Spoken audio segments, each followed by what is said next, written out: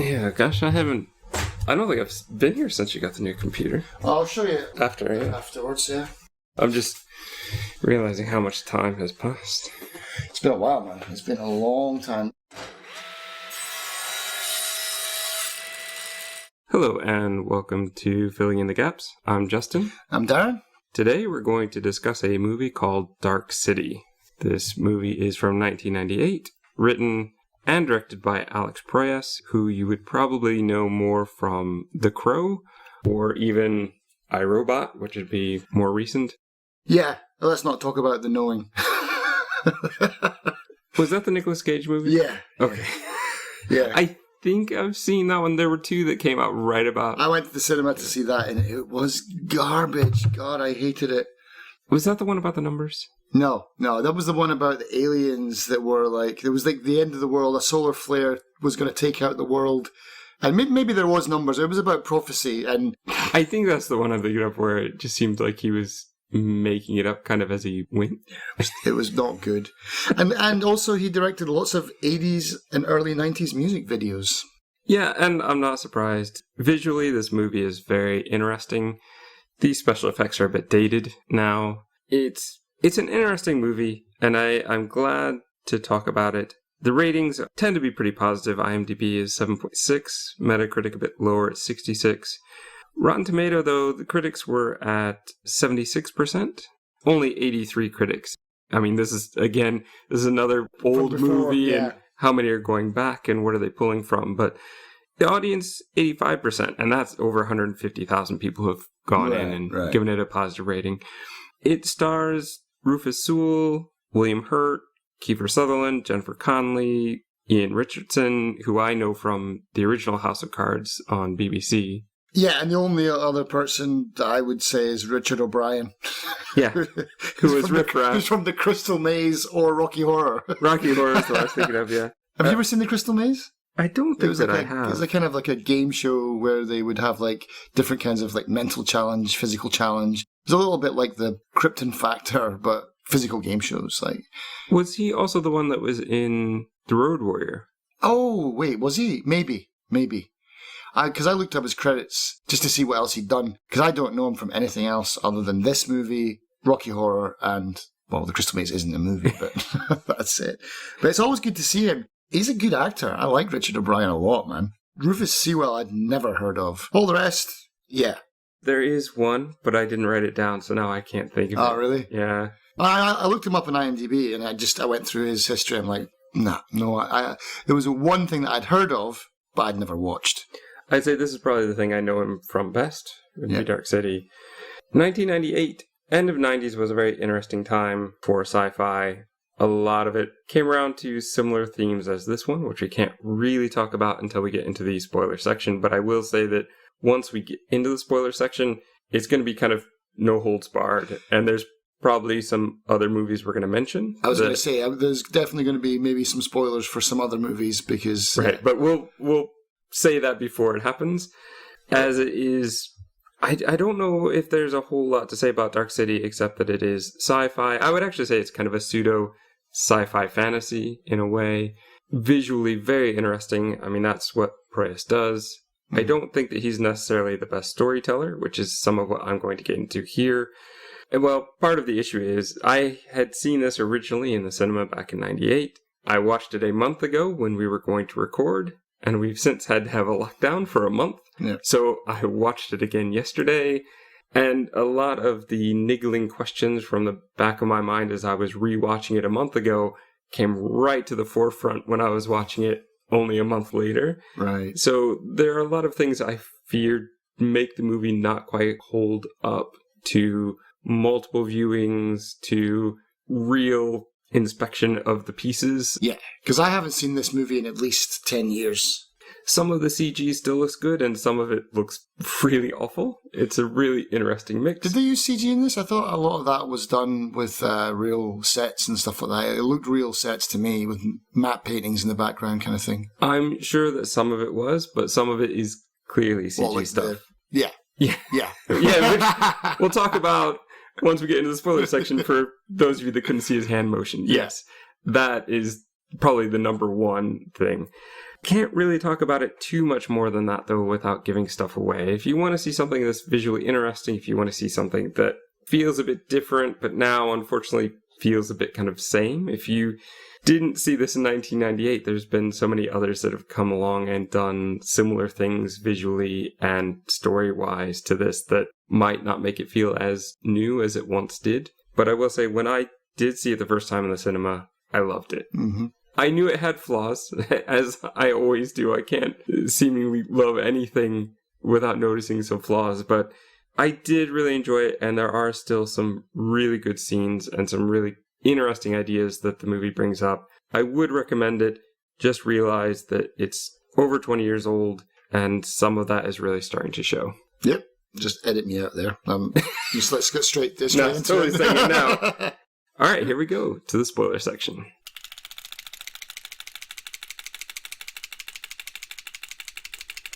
Dark City. Dark City. Flat Earthers vindicated. Well, only if they happen to live in this city. Yeah, there's a lot to this movie. I'm going to try and go through my notes and go through in order, but there are some times where I'm probably going to stop and just go, okay, we need to talk about this because, like I said, I watched it yesterday and there were just so many things as I was watching it. I went, what? I don't understand. This movie almost feels like it would fit back in our original premise for the show where we were going to pick apart movies that had huge gaps and try to fill them. Well, here you are. Yeah. I think this movie would have fit for that, but I think it does, because of the weirdness of the movie, I think it does still kind of fit into what we want to do with the show now. I think they must have edited out some huge bits because, so sorry to jump straight to the end, but sorry, how did you get outside, Jennifer Connelly? Why are you outside on the pier already?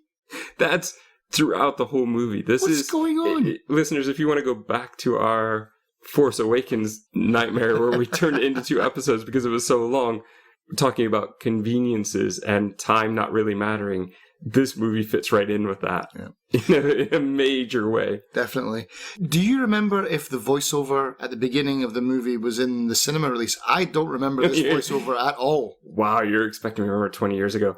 I don't remember that being there. It feels a bit out of place. It seems to give away a lot. It gives away far too much, and I don't remember it. I think that's something that they added later, or I've got no idea.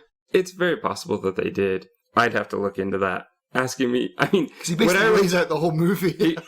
Before a month ago, before I had rewatched it, I hadn't seen it in 20 years. So what I basically remembered were the whole premise of the movie, the major turns of the movie, what happened, some of the visuals, especially the changeover times. That's what I really remembered. But I honestly didn't remember much more than that. I just remember it being a fun movie. And I'd say it's still a fun movie until, like I'm probably going to do today and kind of pick it apart. But it is. And I think that the first go around, it really can be fun. Yes. So voiceover, let's not even talk about it anymore. Let's get into the movie. We're going to see Kiefer Sutherland as Dr. Daniel Poe Schreiber. Sorry. That's all right. What do you think of... I hate him. I hate this. I hate the way he talks like some evil genius. And he's like Pinky in the Brain. Stop that stupid acting, man. Stop it. Go back to being the guy from 24. or what's it called? Well, he wouldn't have been in 24 yet. I think that came after. Yeah. But, oh my God. Kiefer, come on, man. I don't like it, but I can appreciate what he's trying to do. He's trying to be something different than he has been in everything else. For some reason, in my memory, when I was watching it, I was like, by the time I got like halfway through as well, I was like, oh, so he's not a Nazi scientist. Because I just totally remember him being a Nazi scientist. And no, he's not. Well, as far as we know, he has no memory. Yeah, exactly. He also limps around, so he's got all sorts of problems. He's got a weird eye. I mean, I get all that kind of stuff. That's fine. But I just don't like what he was going for. Sorry, it was a bit too much for me. I respect what he's trying to do, but it also didn't work for me. I didn't like it. But he really committed to the bit, though. He definitely committed to it. There were no scenes where he forgot to do it. He was absolutely in it. And that's what I respect. Yeah. If you're going to go for it, go for it. And he did. It just doesn't work for me. And I'm just kind of surprised that nobody said, hey, this doesn't quite work. Or there's always the possibility that this is what the director wanted. Yeah, that's another thing as well. Yeah, who knows? It's very hard in this kind of big production to know where the blame would lie. Mm. I think the thing is, too, even if they realized partway through that it wasn't working, they would have to reshoot a lot because he's not a tiny role. He is a major role in this movie. But you'd think, yeah, I mean, definitely the buck stops with the director. And so, yeah, on the first day of shooting, no, Kiefer, we don't want to do this. Just be you. But no, I like the opening. I love the opening of this movie once we get through the voiceover and just stars in space and stuff. But again, this kind of goes back to a little bit of the City of Lost Children vibe. The visuals look very much like really it. The colors also. The color scheme, I noted that down. It's like the color scheme, even down to that. And also the color scheme of The Matrix as well, in some points. Okay. I was a bit off. I thought you'd bring up Matrix within 5 minutes. I was going to bring it up immediately. I was going to say Dark City, Flat Earthers Vindicated, or Truman Show meets The Matrix. I was so close. How many minutes are we at? 6? 12. 12. I mean, yeah. Maybe if we took out the spoiler-free section, yeah. But yeah, I was just biding my time. I wrote it in my notes. That's what I was showing him. I wrote it in my notes. How long until Darren brings up The Matrix? Yeah. I said within 5 minutes, but yeah, I was a bit off. Yes, and I'm glad you brought it up. So let's bring it up now. The Matrix did come out a year later. Mm-hmm. Now we know that a lot of prep went into The Matrix. So it's not like they saw this movie and went, we need to make another one. No. But amazingly, there's another movie I can't talk about right now because it would kind of give away what the movie is, but that happened the same time as The Matrix, at least the same year, and roughly around this whole time, where all three have a kind of similar vibe, a similar look, and clearly similar theme of this world that is not what it appears to be. Yeah, there's a lot of... I mean, I marked them down as we go through chronologically. I marked down all the kind of Matrix-y moments that I noticed. Also the leather outfits. Exactly. Right down to the leather outfits, yeah, except they're on the wrong people.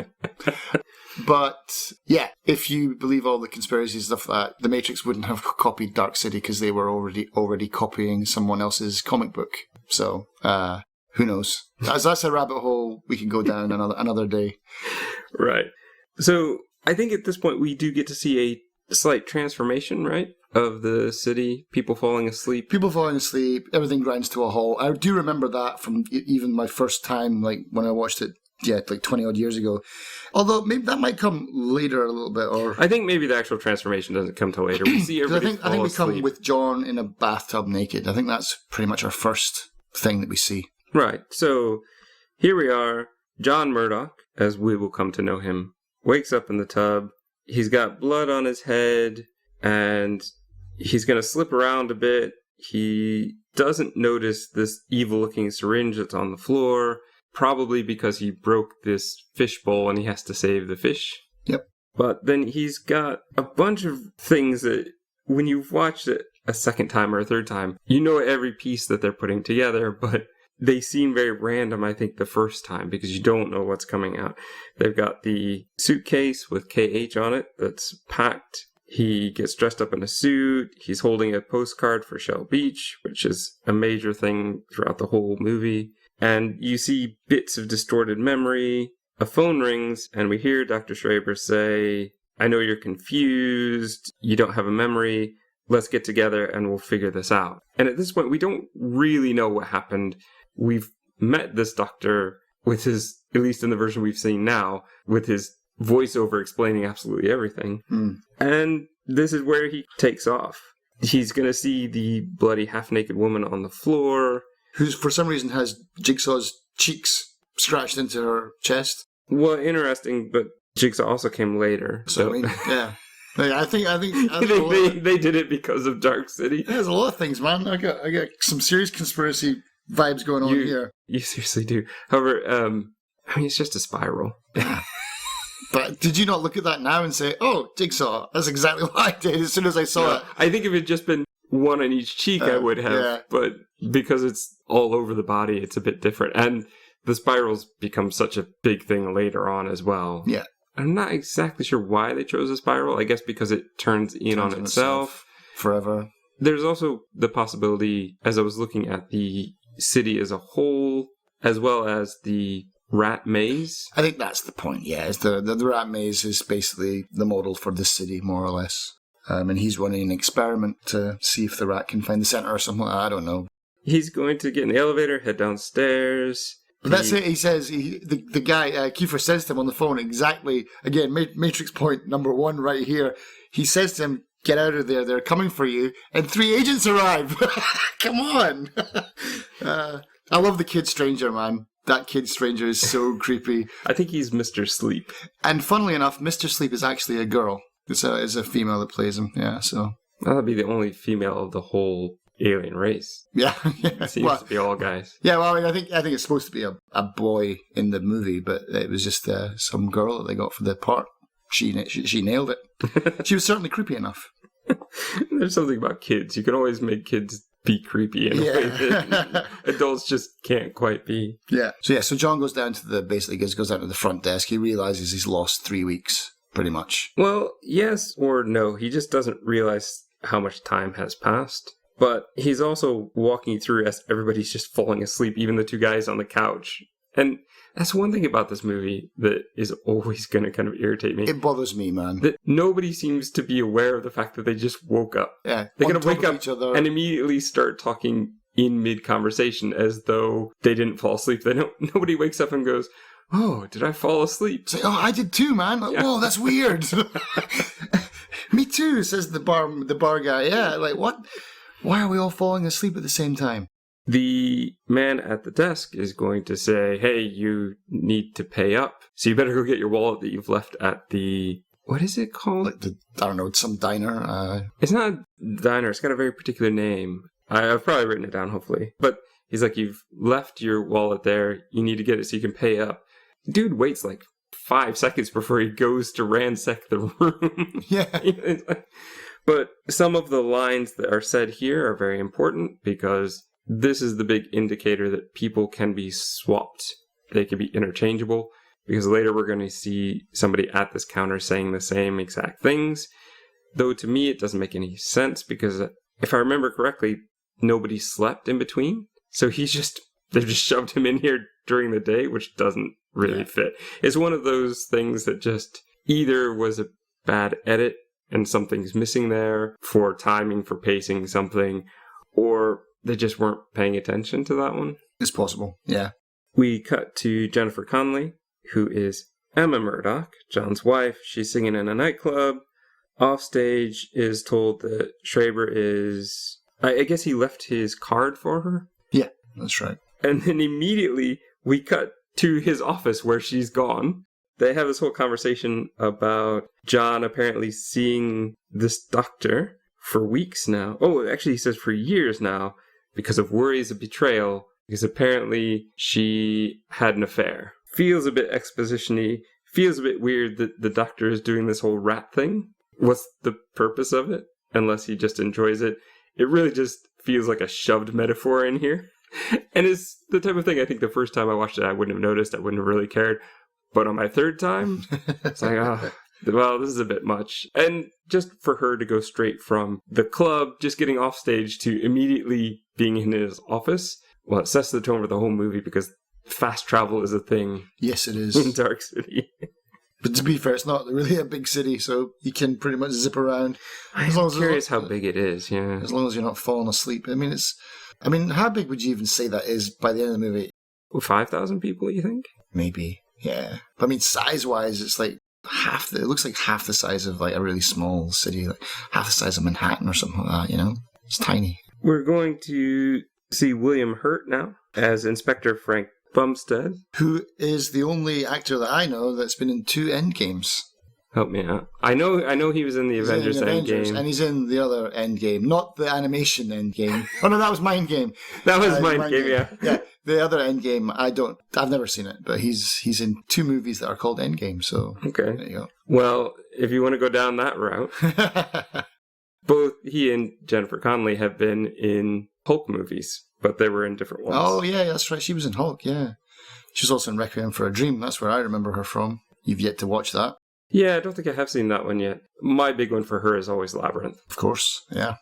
Though more recently, I haven't seen it yet, but the Netflix series Snowpiercer, she apparently plays one of the Oh, is that main why roles. she's got credit for that? Because I was looking through the IMDb and it said Snowpiercer, and I just glossed over it. I didn't realize it was the TV thing. I was like, I don't remember Snowpiercer. They've made a TV adaptation. Okay. Yeah. So he plays the accordion in the dark. We're going to find out later that it's His mother's? because his mother gave it to him, but it's one of the things that he can't remember. So that's when he starts to have that turn later. But they bring it up now. Here's the thing. Do we believe, and this may be another one of your Matrix things, that they are learning skills from their memories? So, for example, they've implanted this memory of him getting the accordion. Did they also implant how to play the accordion?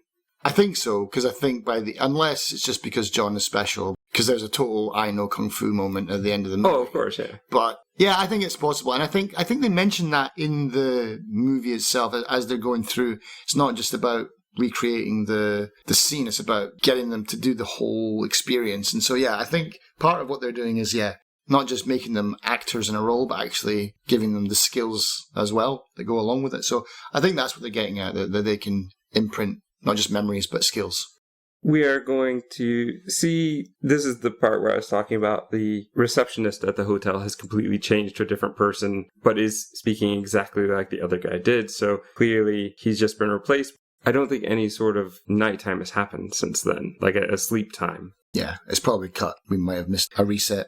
They're going to go and inspect the crime scene, but before that, we have to cut to the automat. That's what it's called. The automat, where you walk in and you put coins in to get whatever bit of food you want. And there's a man working behind there, constantly changing the food as people take it out or just refilling it. And I don't know why he's so busy, because there's no one in there. It's empty. like 2 police and one other guy who kind of got something and left. Yeah, I know.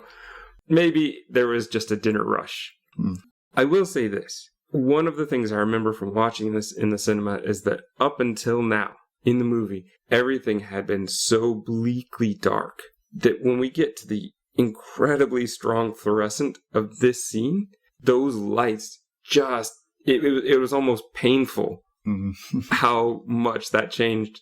That is not something you experience watching it at home on Netflix.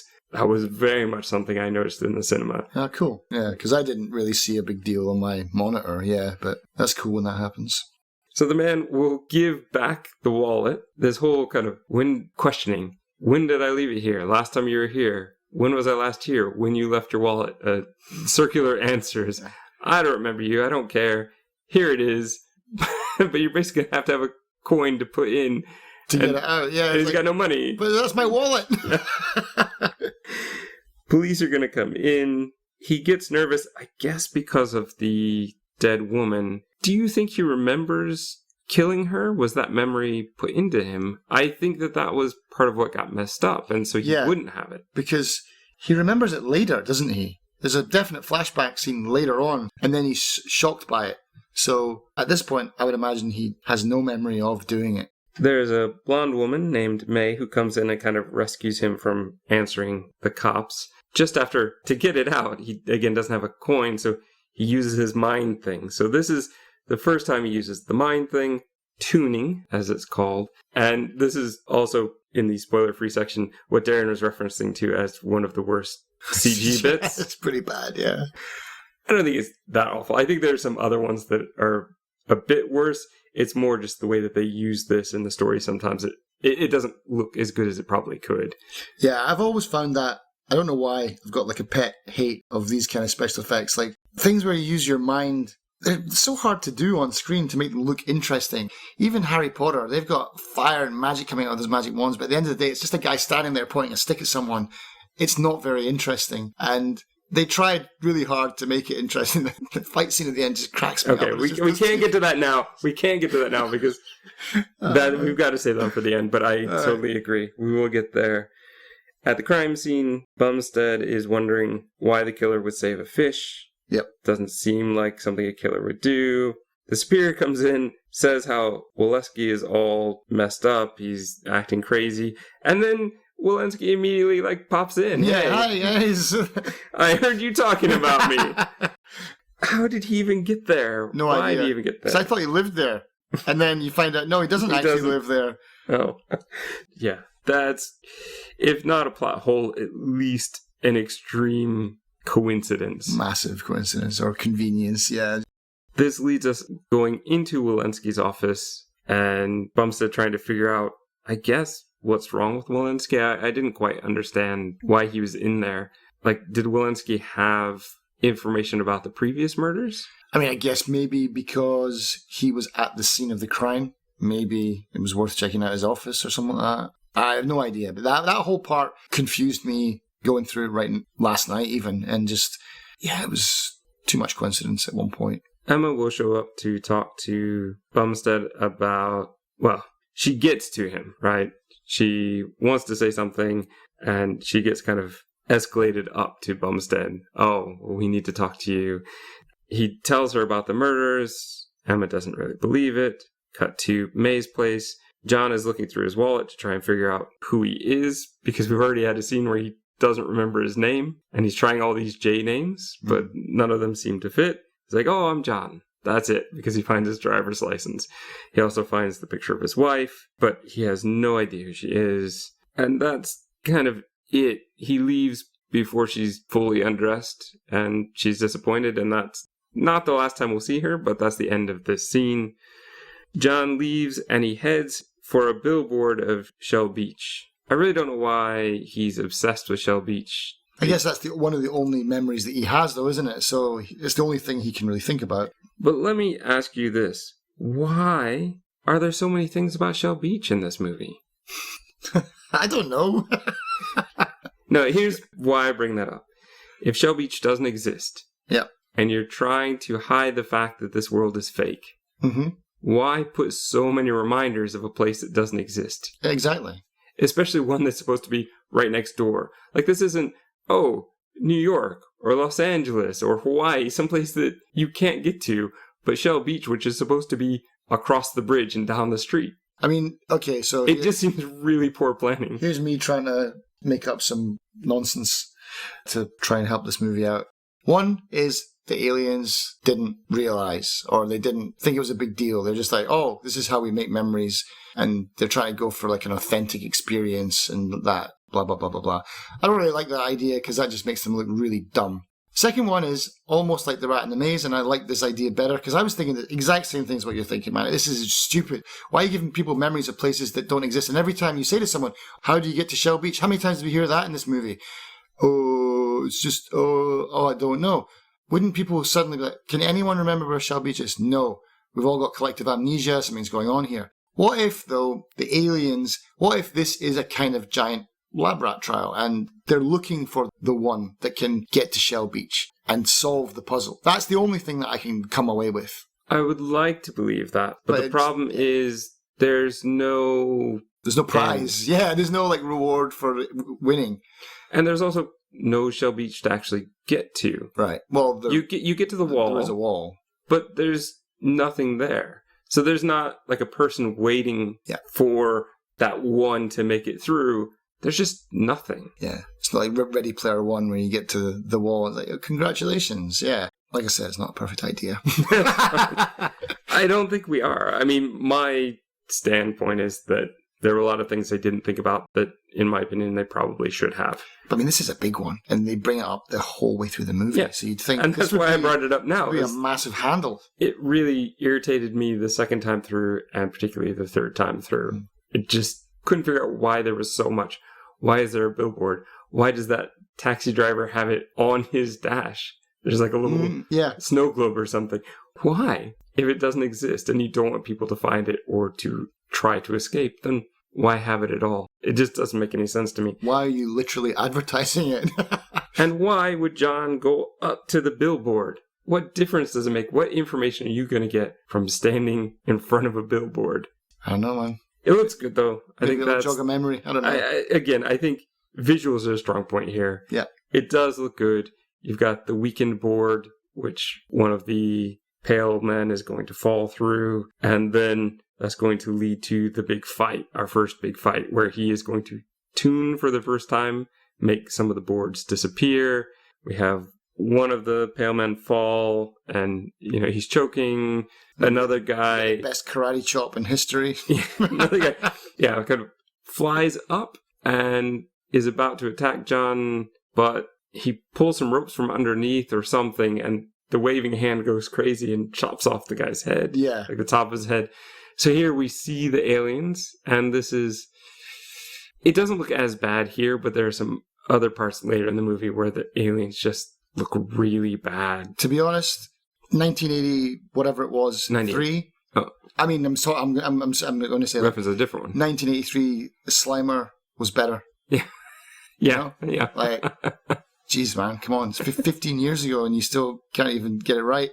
Because they look like stuff out of video games from the time. To me, again, Matrix moment, they look like the bugs that they implant in Neo in his belly button to me. Especially at the end when you get a proper full view of it. That bug in the Matrix looks so much more real than this, though.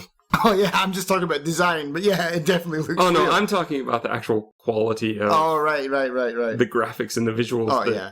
Oh, that's why you talk about video games. Oh, yeah, but video games were the one at better. the end looks really pixelated. I mean, it looks like something out of Resident Evil 1 kind of thing. Yeah. And it's got Kiefer Sutherland's Resident Evil acting to go with it. Or voice acting, I should say. That's unfair. I like it. But don't come and beat me up, Kiefer. Please. That does kill one of them, so we know that they actually can be killed. We see the meeting of the strangers, where they talk about Mr. Quick is dead, and they're all worried about John's ability to tune. They speak mostly through English, but also through some sort of chittering of their teeth. Again, this is something that I picked up on as well. You've not seen this yet, so this is going to be a tiny minor spoiler for Legion, but Legion Season 2... I've seen Season 1. Basically, it's not huge, but at the beginning, everyone in the world is infected with this like kind of weird disease where they just are frozen and then they just they're all just chattering their teeth. Just like this? Exactly the same as this. Yeah, it's like how they communicate. It's just bizarre. So as soon as I saw that, I was like, oh, Legion stole that. Nice. Ian Richardson will come in as Mr. Book, who apparently is in charge. He is the only one who seems to have some sort of weird deformity, on his head. And I don't know if it's meant to be like he was the first to be put in, and so his injection wasn't as clean as the others. Right. But maybe he had like the full brain transplant. Yeah, I don't really know, but he's there old, it is. And he's the boss. And that's all we need to know. Maybe that's it. It's just like, make him look different. Everyone's pale and white.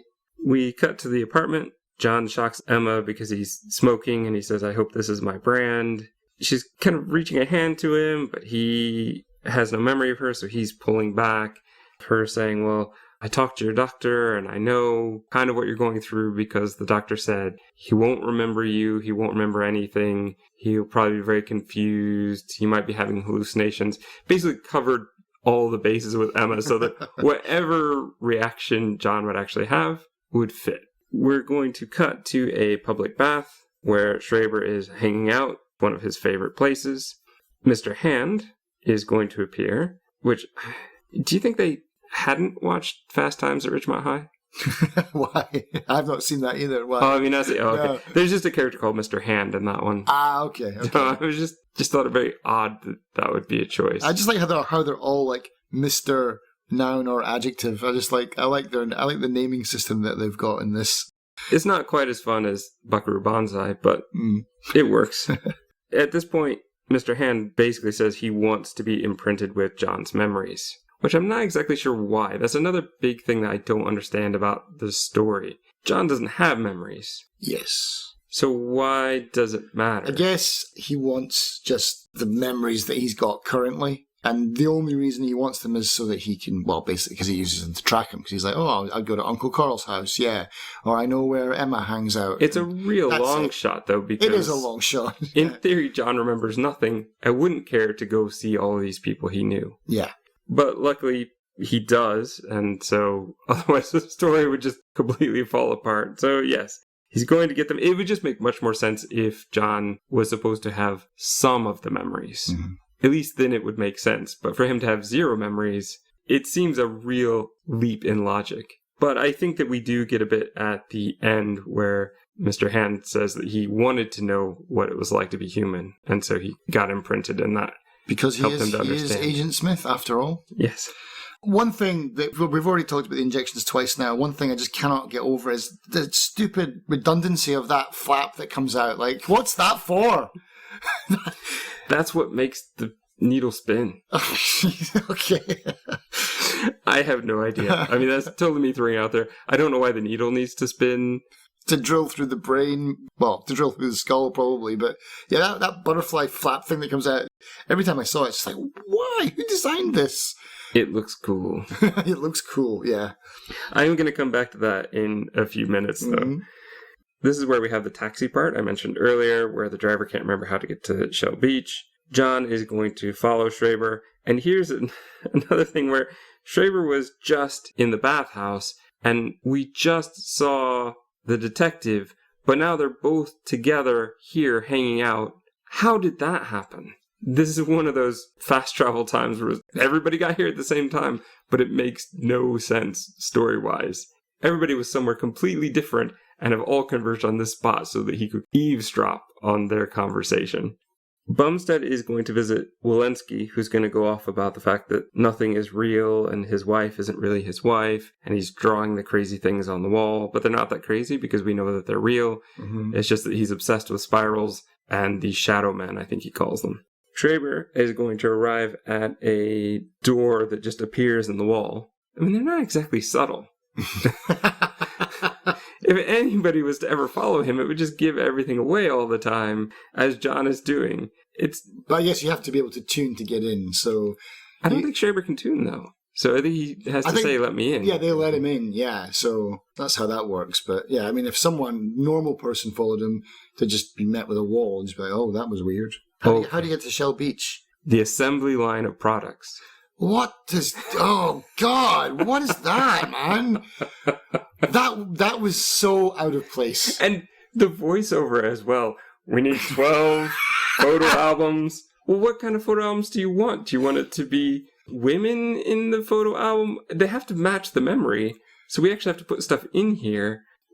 Or not, because his sketchbook later had nothing in it, and that made no sense to me either.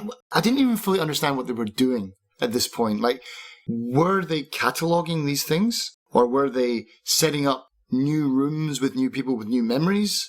Because of the voiceover, I took it as this is them making the things that they need for the memories to seem real. So these are the things that they're going to put in place in the houses.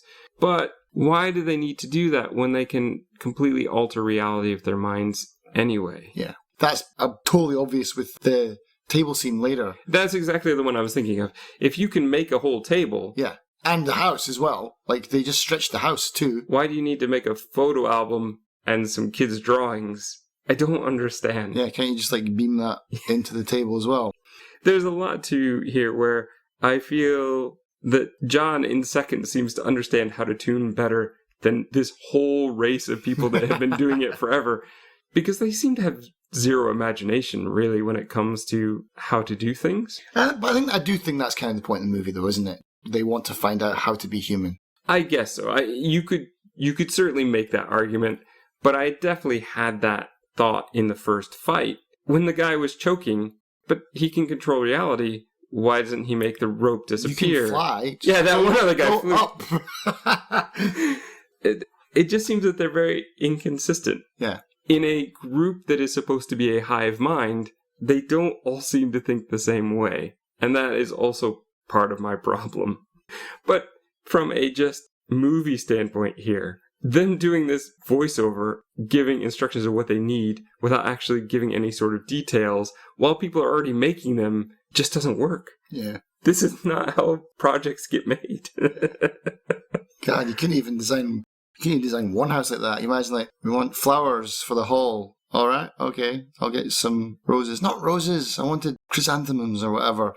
Yeah, you need to, be specific, guys, yeah. 19 photo albums, wedding pictures, holiday pictures, what? And what's in each picture? Like, what memories are these for? Yeah, that bit was laugh out loud, just dumb for me. Well, then we get into the next part where Schreiber is making the memories. So he's taking random liquid, what seems like random liquid, out to make a cocktail of memories. I don't understand how this works at all. It's very easy. Just add a pinch of grief. No, I don't want to hear what he said, because I already heard that 3 times now. What I don't understand is, how is he putting it together? And from what we see through the microscope, how does he know what he's looking at? It's just kind of a green blob. There's really not much else going on there. Yeah, it's complete movie nonsense that's going on right now. Okay. Something that I gave a pass to the first time, but that second time I really started to go, I don't quite get it. And it gets even worse as we actually go into that transformation that's coming up. Mm-hmm. And in fact, let's get to that. So the strangers, they all congregate in the big room. They do their chittering teeth sound, and time stops. Everybody goes to sleep. We start to see things transform. And this, for me, when I watched it the first time, was amazing. Yeah. I still like it. I think this part is really I think good. A lot of it holds up still. And it was just so mind-shattering because this isn't CGI, yeah? This is all models, I think. Or mostly models. I think it's got to be a mix, yeah, I would say. But yeah, it looks really good. I loved it. Even 22 years later. Before The Matrix, this is before Inception, and that style of change is really something. And I think that many of the images and many of the special effects in this case, they do still hold up pretty well, at least on the small screen. Yeah. But I cannot get over just the logistics of what they are doing. They're putting an entire city to sleep. How long are they asleep for? It seems like 5 minutes, but yeah, it should be weeks. Well, possibly. Or at least, here's a few things I have with this. One, this seems to be the only time people actually sleep. So are they doing this for 8 hours? Because it feels like, you said, maybe half an hour. Or I always, in my head, for some reason, had it that they had 1 hour to do everything. But Schreiber's the only one who's injecting anyone. So if you just have this one guy who's got a gimpy leg getting around the whole city... And they're physically carrying them over their shoulders, placing them into chairs... It seems like it's going to take a very long time. I mean, I took it like they don't actually reset the entire city. I mean, the whole city goes to sleep. Oh, no. But just certain people. But even still, within this scene, there's a lot that changed. And it seems like a lot of fluff as well. Like the barber shop. Like, did you really need to go to the trouble of like changing the guy in the barber's chair? Come on. Like, I understand setting up a murder to see what would happen, but... Well, let's change the guy and give him a different haircut. That'll blow our minds. What? Maybe they're completely clueless at this point. Yeah. I don't know. There's also... The best thing here is that couple that go from being the poor couple to being the rich couple at the massively spread out table. And their kids who are also going to be injected as well. And Schreiber's making a little commentary the whole time. Oh, you'll probably have... maids and maid quarters after this, something like that. But looking at his bag, he's got 4 needles that aren't labeled at all. No. So I don't know how he keeps those straight. Not a good scientist. I don't know how many he could possibly fit in there, considering they only fit 4 across. He's got maybe 16 total. So is he going to have to keep going back and forth the whole time? Because he only has the 1 bag. It's a logistical nightmare. Yeah, so... This is where you really just have to suspend disbelief and let it go. And also, Matrix moment, Matrix Part 2, that house, when they pan out, it's the exact same design hallway with the double staircase from one of the fight scenes in the guy's house. When they're going to get the key maker. We are going to cut then to after everybody awakes, the nightclub. Bumstead is watching Emma sing. There's a tuning that we are told the tuning was incomplete because Murdoch was awake and causing problems. But that makes no sense to me because they can have as much time as they need. He woke up though, didn't he? That was the problem. Yeah, but that was the night before. But he's immune to their sleep. Like, sleep. Yeah, but what difference does it make? He's running around. It seems to me the best time to go and catch him would be when everybody else is asleep and can't see what's happening. Oh, right. I get what you mean. Yeah. That would make sense. Because there's going to be a bit where they say, oh, we couldn't finish that street because of things that were happening. Say, well, why don't you just wait longer? It's not like he's going anywhere. Unless the sleep has a limited amount of time that it can work for. But that's never told to us. That's never explained. No. It is hinted, though, that other people develop a gift, I guess, to like not sleep. So it's John, the crazy cop, and even it seems like Bumstead at some point he doesn't end up going to sleep either, and Jennifer Connelly, because they do they could just make them all sleep in the car at one point when they're trying to get away later, but it doesn't seem to work on anyone all of a sudden. It's like, oh, this is actually quite easy. I think they forgot that it existed. John's going to read the postcard. That's going to take him to his Uncle Carl, where he's going to see a slideshow of pictures, and he says things like, where's this scar? What was that from? That was from the fire. I don't have that scar. What does that mean? Like, even Uncle Carl's starting to go, I don't know what that means, but I'm going to let it go. Go sleep. Yeah, thanks for throwing all my slides all over the floor for me to pick up. Yeah. He's also been shown the picture of the art book that he was supposed to be scribbling in all the time, but it's blank when he sees it, when John sees it. John's going to try and escape to the subway to get to Shell Beach. He can't get there. He's told he has to take the express train, but the express train just never stops. Matrix to 3. Pick him up. Walensky is going to say there's only one way out. Jumps in front of the train. We're going to see the scene where Bumstead is talking about the accordion and that he can't remember when his mother gave it to him. Big tuning time here is what I'm going to cut to, where John is running on the staircase, and this is where we're seeing the buildings grow and shrink, and this is what you were talking about, the running across the rooftop scene, I think. Yeah, the Matrix rooftop running scene. It's, again, even the colours in this are on point for the Matrix colours. And when Mr. Hand confronts him, what does he say? Mr. Murdoch. I did. This time yesterday when I was watching, I did hear that, and I was like, oh, that's a bit spot on. Yeah. The scene here, I think this is the part where the guy gets crushed from the building. So these buildings as well, there's a Harry Potter scene that has something very much like this as well.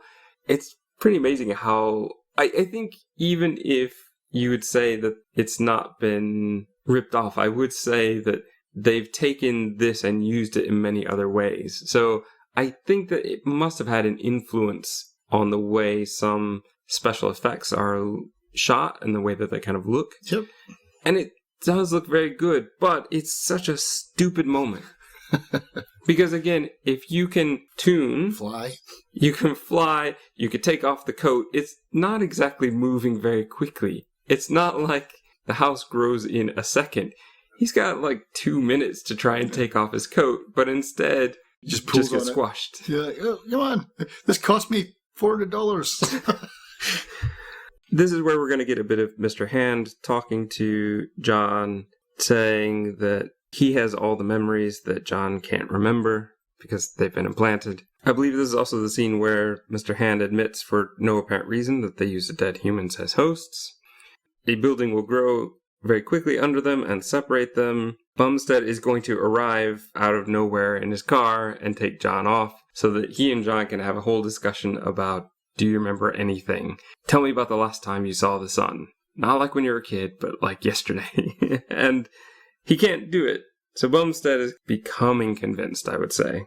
John is still under arrest, though, so he talks to Emma through the glass. She says something about love is a memory that can't be faked. And he says, yes, that's right. It can't be, which doesn't make any sense. It's very romantic and garbage. Yeah. It doesn't really work for me. He tunes the glass to break dangerously between them instead of just making it disappear. But, okay, he's still new to his powers. He doesn't know. Kissing her is more important than safety, I guess. I don't remember who you are, lady, but a free kiss, sure, I'll take it. Mr. Hand's crew is going to enter, and they're going to make everybody sleep on the way to the back. Murdoch's going to appear at the bathhouse, where Schreiber is, but I don't know how he knew that he was going to be here. In theory, this is where he saw them before when they were talking. He tailed them or something like that. Who knows? But it's kind of a big stretch. Yep. Schreiber tries to give him a syringe and says, this will help you understand everything. John doesn't trust him. That does make sense. Yeah, I certainly wouldn't inject it. No. And just inject this into your brain, Darren. No, I'll pass. Oh, yeah, and that's the other thing. He the one caveat is you have to do it yourself. I'm not a doctor. What if I miss? Like, I'm supposed to just stab myself in the forehead with a needle. Oh, okay. I don't know why he didn't just do it himself, but I think it might have gotten to that point if Bumstead hadn't arrived also with a gun. Yeah. This is where he's going to explain as well to both of them here and on their journey to Shell Beach, which is where John wants to go, that the creatures don't like water. So again, I don't know why in sci-fi so many aliens that don't like water decide to take over Earth creatures all the time. Yeah, they're made of water. I'm not going to mention any other names because it would give many of them away, but this does seem to happen a fair amount of times. Yeah. It's like, well, what does our planet have that others don't? Yeah. And so we can rely on that. But yeah, it does seem a bit weird. But it does explain why Schreiber hangs out in the bathhouse. Well, I mean, even before, when Mr. Hand first comes in, when we first see him, he's like, says, I don't like this place. The moisture. Yeah. But it's so funny because, what's the one thing that every NASA scientist is looking for on other planets? Water. So, every alien in movies comes to Earth and they don't like water. Yeah. Gremlins love it, though. Not aliens. No. As far as I know. Maybe in Gremlins 12, that's bring up. No, they don't like water. Right. Anyway. John will keep that syringe. Schreiber, like I said, is giving exposition the whole way onto Shell Beach.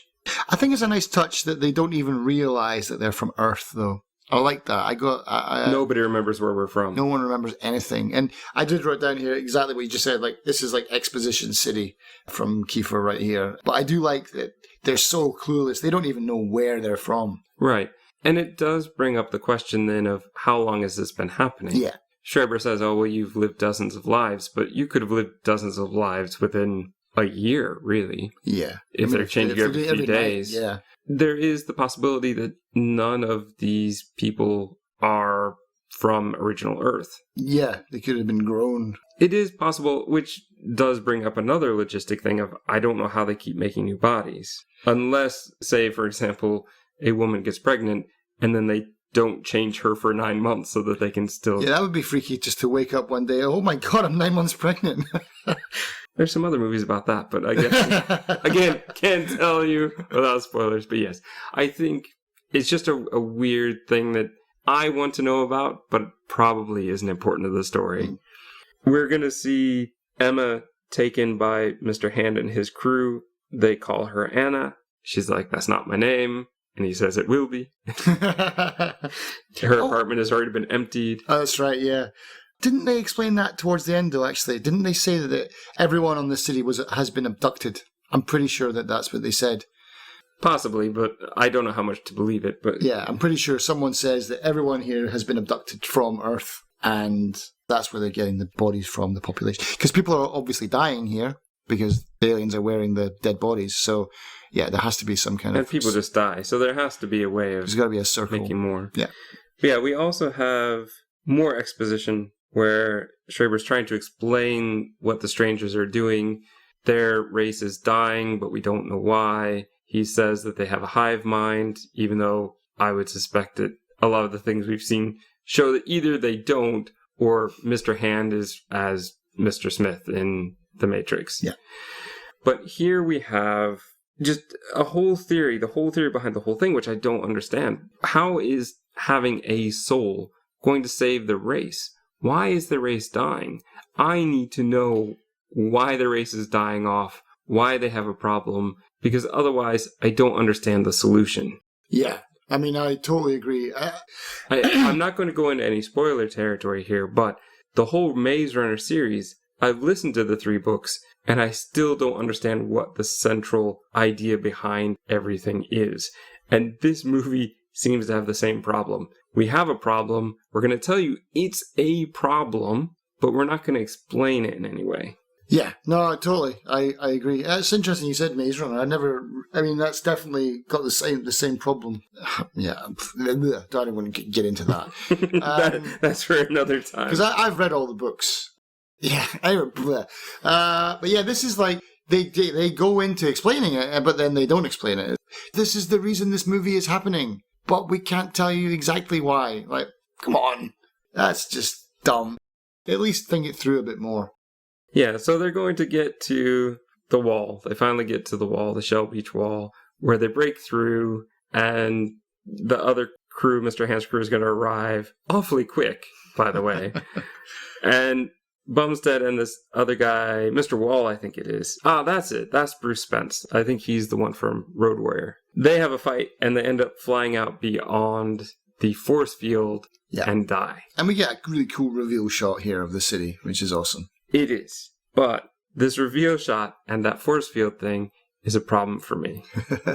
Because there's a problem in the fact that it's a very limited space where the force field actually exists. So much so that I'm pretty sure that where they are at the end of the movie goes beyond that force field. Unless John has extended it with his mind. It's possible. Anything's possible now. Mr. Hand is going to hold Emma hostage, so John is going to allow himself to go in. The strangers are all congregating around John. Mr. Book says that John is the answer, and they can just stop with the whole experiment now. Hold on. Maybe we should try it out first before we give up on everything that we've been doing for hundreds of years, maybe thousands. Let's try it out a bit first. And then allows Schreiber to inject John. I do like the way this was set up, though. Mm-hmm. John had kept the other syringe. Schreiber switches the syringes. I like that. It was set up. It paid off well. He injects him with memories of him throughout his whole life, teaching him how to use the powers. It is a clever use of the mechanics that they've developed. I have problems with the mechanics, but I think with the rules that they've given, I think that this is quite clever. This can allow John to learn a lot in zero time. Yep. Jacking in similar to The Matrix, right? Yep. I know Kung Fu. He doesn't, but he knows I know Toon Fu, right? Here's one of the special effects that I think does not hold up, though, and this is definitely a CG one, where he wakes up and John melts the shackles and the whole table away. It doesn't look very good. I like the idea of it. I like the design of it, but the actual execution of it doesn't quite work. It just looks a bit weird. Yeah, it looks like they made a pasta. And now comes the fight, the big fight, where go ahead. But let's not forget the fact that Kiefer is essentially in a wheelchair, or stand-up wheelchair that's helping him walk, and he just melts that as well. I don't think that that's helping him walk. Okay. I think that was meant. I think it was meant to be a cage. Yeah, it looked like a cage where he could walk and still work. Right. It was like a slave cage. Okay. He was able to walk before. He had a bad leg, but he still could walk. I don't think that it's meant to help him walk. I think it was meant to be more of a cage. That's a real mean thing to do. He does fall over though. Yeah. Here we go. Yeah. So. The same problem I have with a lot of other movies where they use magic of any kind or anything like that. They don't do a lot of interesting things, at least at the beginning of the fight. They're just doing a battle of wills where they just basically look like they're having their foreheads out at each other. They look like they're having a staring contest. Yeah. You're going to blink. No, you're going to blink. But yeah, it does look very silly now. Yeah, they've never been able to do it well. I think there are times where it can work well, but this is not one of them. The fight will continue to the outside, and it will end kind of stupidly with John mentally throwing a knife at Mr. Booker, which will make him spin, and then also the cool part of making a building rise and him flying into a water tower. The water raining down. I guess that will be the reason that most of the strangers die, is because of the water that rained down from the water tower. Yes, yeah. And some explosions and stuff too, I suppose. I mean, the dude does get impaled on a spike as well, but... we want to make sure he's definitely dead. Definitely dead. To the point where we have to see the creature come out of his head and die. Disintegrate, yeah. But that's the worst one. That's the one that to me looks like it's from a mid-90s video game. Yeah, that's got more pixels than Wreck-It Ralph. It's all over.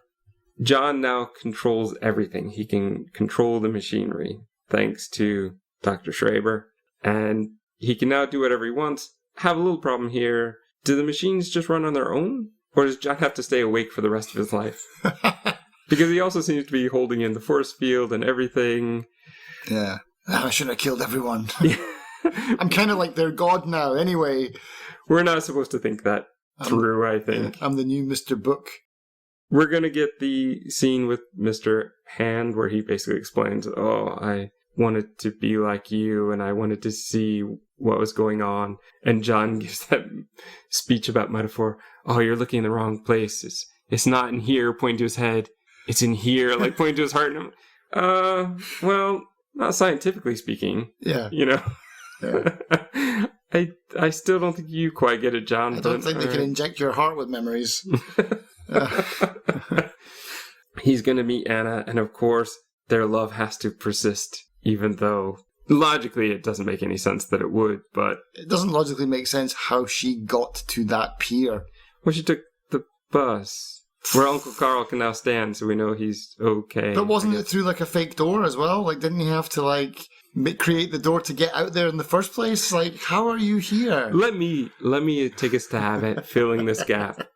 John must have done something with his mind to direct her there. Yeah, okay, fair enough. There you go. But this is the thing where they're out on this pier, and I'm pretty sure this is way beyond where the force field was that Bumstead and Mr. Wall died from. And also the two shots that they use, the one from the front looking back at the city and the one that they use from the back looking out, are two completely different places. It's so obvious that that's a real beach and this is not. And that's pretty much it. So that's the movie. I know that I'm really picking it apart, but it's, I think, the 3 watches, especially two in a row, pretty much. Too close to really suspend my disbelief through it. I do still enjoy it. I think that there's a lot of fun to be had here. There's a lot of good things here. Like I said, a lot of the visual style of the special effects and the changes have been emulated later. And I think that this movie elevated that so that others could see it and learn from it. Yeah, I think it's one of those prototype movies kind of thing where they have a lot of good ideas and then a lot of other studios and things will be like, this was awesome, this was like really, really good, but I'm going to make it better. Yeah, and they did. And that's probably the biggest downfall, is that after Dark City, other people did similar stories, similar special effects, similar kind of everything, but did it better. Yep. And, I think that Dark City still has a place in my heart. I think that there's still a chance I will come back and watch it again. I think the visuals alone and the use of color and light are going to keep me coming back from time to time to say, oh yeah, I need to see that again. I know why I'd watch it again. I wonder if the Mystery 3000 guys have done a rewind on it. That would be pretty funny. I can pretty much guarantee that. Well, I don't know if they, as riff tracks, haven't done it. Because that's when they... That's what I meant, riff tracks, not rewind, yeah. Yeah. That's, I think, where they decided, hey, we could actually... We can do proper movies and just do the voice work so we don't have to get the rights to do them. And, yeah, so maybe they've gone back on this one, but... Because they've done The Matrix. Yeah. Oh, have they? They've done... Oh, it's fantastic, man. Matrix Reloaded is brilliant. A lot of those I haven't done. So here's the thing. Would I see it again? Yes, probably. Would I recommend it to people? Yes, but I would say that it's probably dated. And, there are some people who I think very much would like to see this, and I hope that they do. Yeah, I agree. Gaps filled or more gaps created.